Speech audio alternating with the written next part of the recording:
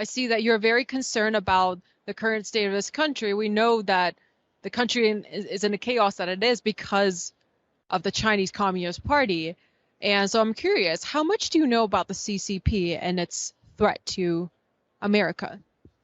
I'm afraid I know a little bit too much. I mean, it frightens me every day, the things that I've been exposed to, and it makes me want to do something to change what might be right in front of us if we don't take action. Absolutely. You're so spot on. You're so spot on with what you just said.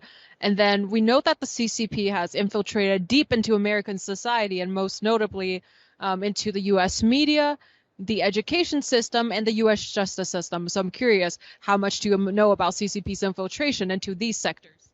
Well, if you were to do some research, you would find out that CNN has had a number of their alleged reporters paid for a full trip to Beijing on the Chinese Communist Party to indoctrinate them and to make sure they write things that are favorable to CCP. And I live in Delaware. The University of Delaware shares a distinction with the University of Pennsylvania. They've both received scads of money because of somebody named Joe Biden, who's had an office with them. Joe Biden's papers are stored at the University of Delaware, and it's shocking to see how much money has wound up in the University of Delaware from the Chinese Communist Party.